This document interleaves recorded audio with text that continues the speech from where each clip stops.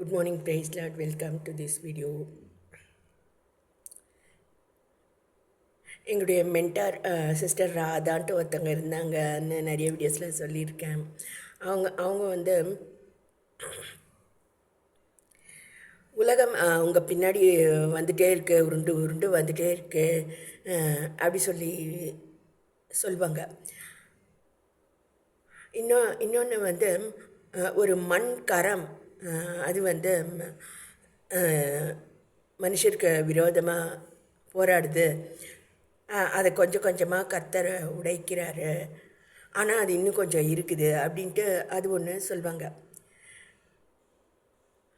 So எங்கள் வீட்லேயும் இந்த மாதிரி உலகம் உருண்டு உருண்டு எங்கள் பின்னாடி வரதை நாங்கள் பார்த்துருக்கோம். நாங்கள் 3 பேர் எங்கள் வீட்டில், நான், எங்கள் அம்மா, எங்கள் அண்ணன். எங்களை வந்து மேகி அப்படின்னு சொல்லுவாங்க. இயேசு பிறந்தப்போ வந்து மூன்று ஞானிகள் கிழக்கத்தி தேசத்துலேருந்து அவரை பார்க்க வந்தாங்க இல்லையா. பொன் வெள்ளி தூப வர்க்கத்தை கொண்டு வந்தாங்க. இதை படிக்காம போது எங்கள் வீட்டில் என்னை கேட்டாங்க, நீ வந்து அப்படி கர்த்தரை தரிசித்தா என்ன கொடுப்ப அப்படின்னதுக்கு நான் வந்து அதான் சொக்கத்தங்கம் அதுதான் நான் கொடுப்பேன் அப்படின்னு நான் சொன்னதுனால அதான் நாங்கள் 3 பேரும் மேகி அல்லது மூவேந்தர் அப்படின்னு எங்கள் வீட்டில் கிண்டல் பண்ணுவாங்க. அதுபோல் சமீபத்தில் கல்கத்தா போயிருந்தேன் பார்த்தீங்களா, அப்போ கூட வந்து மேகி நூடுல்ஸ் அப்படின்னு சொல்லிட்டு மெனு கார்டில் இருந்தது. அதில் வந்து ஒன்று வந்து வெஜ் மேகி, அடுத்தது வந்து எக் மேகி, மூணாவது வந்து சிக்கன் மேகி அப்படின்ட்டு இருந்தது. அதுவும் நண்பர்கள் என்னை கிண்டல் பண்ண முகமாக அது மாதிரி செய்திருப்பதாக எனக்கு தெரிஞ்சது. ஏன்னாக்கா பார்த்தீங்கன்னா நிறைய பேர் இதுமாரி கர்த்தருடைய பிள்ளைகள் ஏதாவது பிரச்சனை அப்படின்னா வந்து மூலையில் உட்காந்து முழங்கால் நின்று அழணும் அப்படி சொல்லி அப்படி தான் வந்து காலங்காலமாக நடந்து வருது. எனக்கும் எங்கள் அம்மாவுக்கும் அதைட்டு பிரச்சனை வரும். எங்கள் அம்மா வந்து அதுமாரி சபைகளுக்கு போகவும் மாட்டாங்க, எனக்கு எல்லாமே தெரியும்னு நினைக்கிற டைப்பு. வேதத்தையும் தூக்கி போட்டுட்டாங்க அவங்க. இப்போல்லாம் வந்து ஜெபிக்கிறதும் இல்லை, வேதமும் வாசிக்கிறதுல எனக்கு எல்லாமே தெரியும் அப்படின்ட்டு அதை பெந்தே கோஸ்தே பெருச்சாலி அப்படின்றாங்க பாருங்கள், அதுமாரி இருக்காங்க. அதில் வந்து நான் இப்போ வெளியே போகிறேன் அப்படின்னா வந்து எங்கள் அம்மா வந்து திட்டுவாங்க. அதுக்கு வந்து நான் என்ன மூலையிலேயே உட்காந்துட்டு முட்டை விட்டுட்டு இருக்கணுமா அப்படின்னு நான் சண்டை போடுவேன். அதுக்கு வந்து இல்லை, முட்டை இட வேணாம், நீ குஞ்சு பொறி அப்படின்னு சொல்லுவாங்க. இதை தான் வந்து அவங்க veg Maggi, egg Maggi, chicken Maggi அப்படின்ட்டு கிண்டல் பண்ணியிருக்காங்க.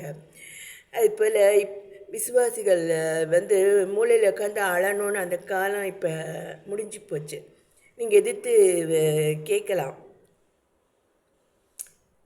ஆனால் இப்போல்லாம் கர்த்தர் வேறு லெவலில் பாடங்களை சபையில் கொடுத்து வராரு. நீங்கள் வந்து கோபம் கொண்டாலும் பாவம் செய்யாதீர்கள் அப்படி இருக்குது. ஆனால் நீங்கள் எதிர்த்து பேசலாம். We can put sense into people. அது வந்து பாவம் கிடையாது. அதை தான் நான் இதில் சொல்ல வரேன்.